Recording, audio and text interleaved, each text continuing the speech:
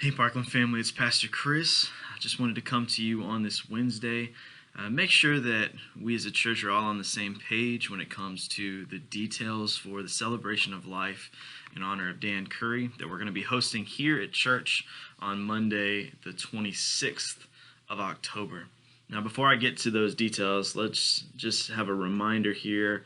I just want to say we are obviously heartbroken to hear that we've lost Dan. And at the same time, the purpose of gathering on Monday is really to celebrate a life well lived. One of the things I found incredibly encouraging over the last several days is getting to read everybody's posts and thoughts about Dan Curry. And the overall impression you get is that Dan didn't waste his life. He didn't waste 1 second or one moment. He lived a life that was dedicated to the Lord, and he really invested in people. And so there's a lot to celebrate about Dan Curry's life. But I also want to remind us that in a service like this, really it's first and foremost about the Curry family.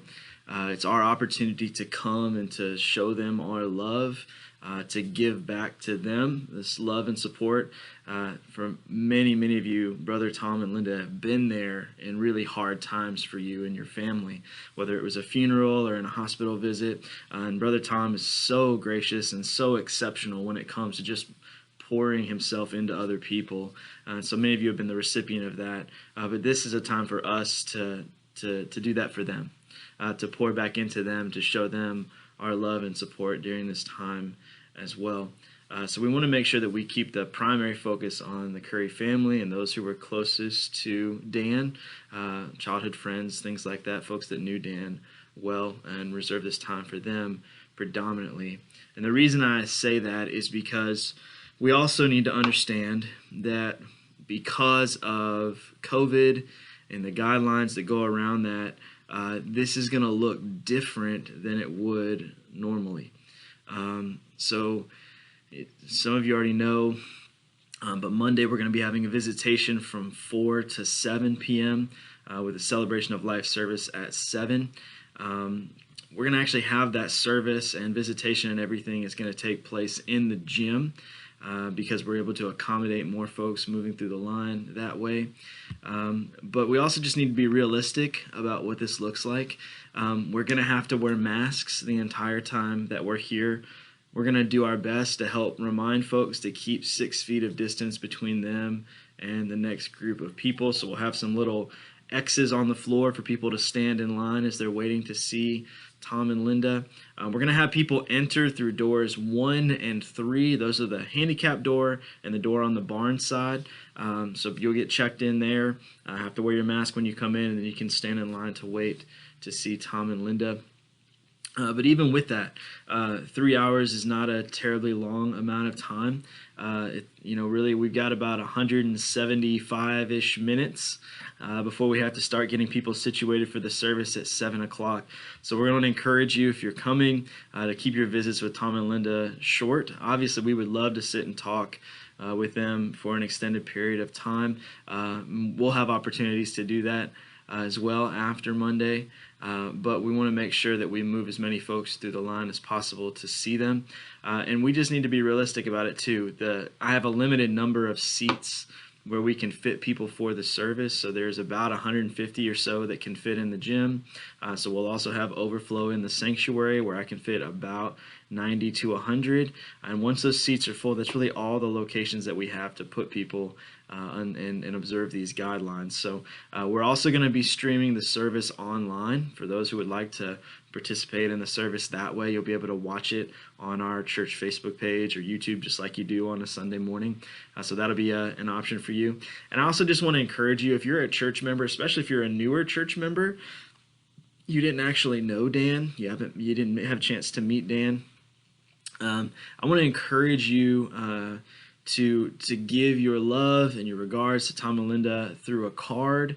We're going to have some baskets here on Sunday as well as throughout the day on Monday that you can drop off a card to Tom and Linda, so we can try to reserve that space for the folks who need to be here the most. So I would encourage you, if you're one of those folks, just bring a card instead, and show your love to Tom and Linda that way as well. One other cool thing that they're doing as a family is Cindy has set up an email address. It's rememberingdancurry@gmail.com. And she's asking folks to send in their stories and photos and remembrances of Dan so they can have all of those in one place. That's another great way that you can show your love to the Curry family during this time. So I'm not discouraging you from coming. I just think we need to be realistic about what we're looking like. In all seriousness, there are probably going to be some folks that wait in line for visitation that we're just not going to be able to get all the way through. And church, we just need to be okay with that. We need to understand the situation that we find ourselves in right now. We've got to do our best to keep people safe, and at the same time, we want to show our love to the Curry family. So we've got to balance out those two things as we look at this on Monday. So I'll remind you that we'll be participating online as well. So that will be live stream for you to watch online. And we're I wouldn't say looking forward to, but in a way looking forward to remembering all the great things about Dan. As I said, there's a lot that was exemplary about him. He was a good man, and so we want to come and make sure that we declare that very clearly, and at the same time point people back to the hope that we find in Christ.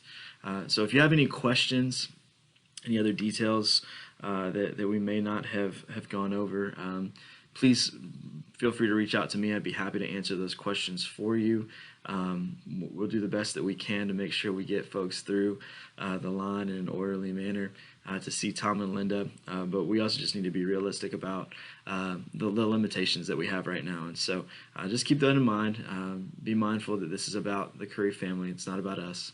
And so we all can grieve and mourn in different ways, and yet we want to keep our focus where it should be during this time. Focus our attention on comforting the family, but also keep our attention on glorifying God in the life that He gave Dan. So again, if you have any questions, feel free to reach out. Otherwise, we will see you again on Sunday for worship, and we'll go through all this information again. So I love you. I'm praying for you. As always, God be with you until we meet again.